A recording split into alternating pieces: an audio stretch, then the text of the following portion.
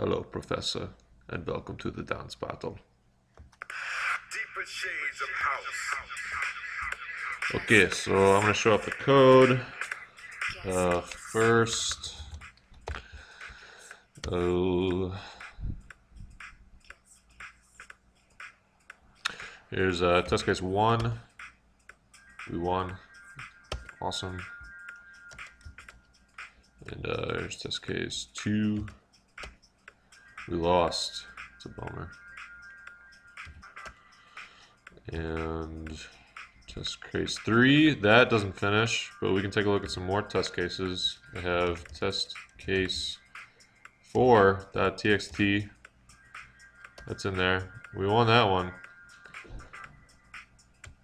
And I have one more. Oop.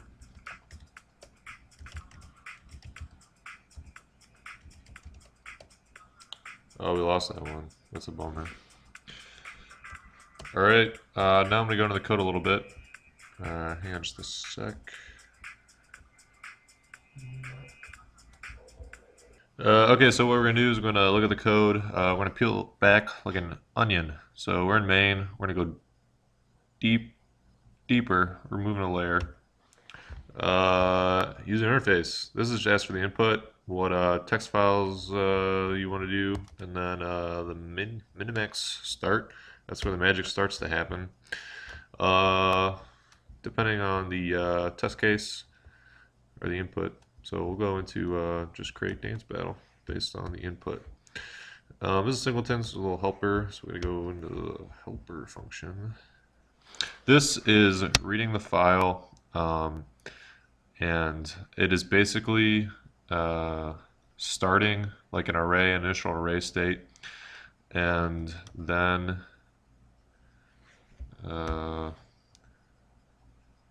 we start the dance battle by creating a new node that will reference the initial array state that I made in the previous function.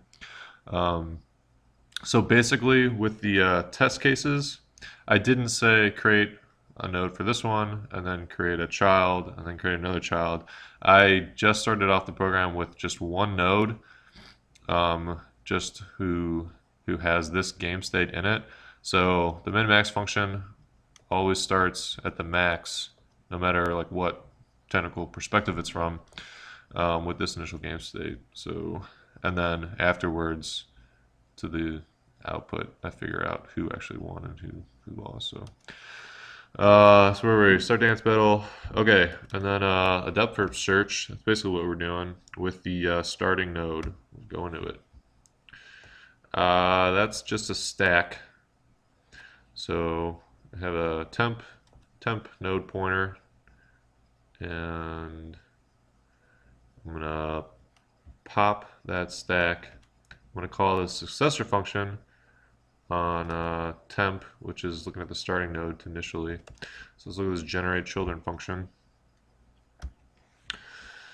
This is kind of a bit of a doozy. Oh shoot, this is some error checking.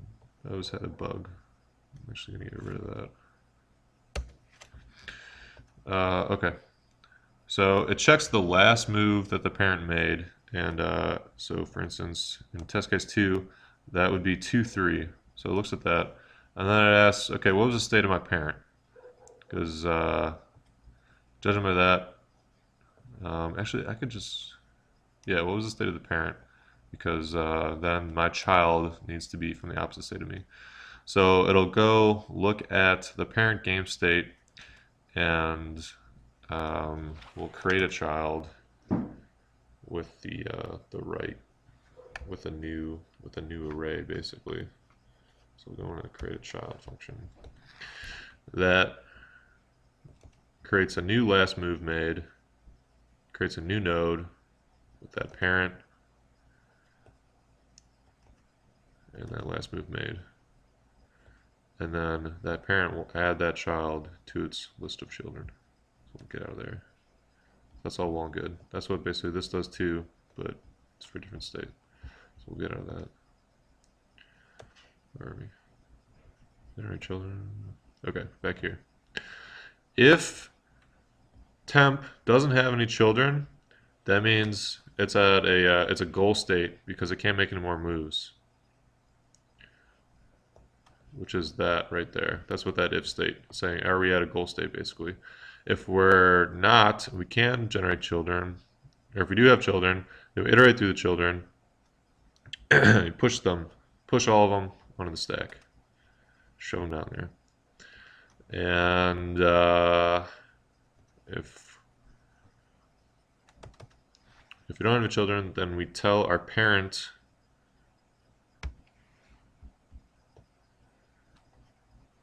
if we're a loser or if we're a winner.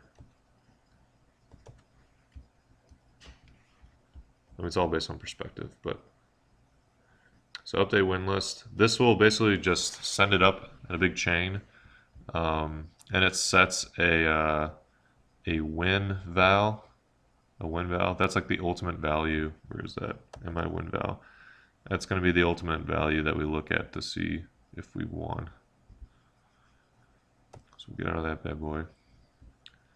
So as a leaf, I told my parent, hey, I lost or I won. All right, so after that whole while loop with the stack is done, now we can check the top node, see who won.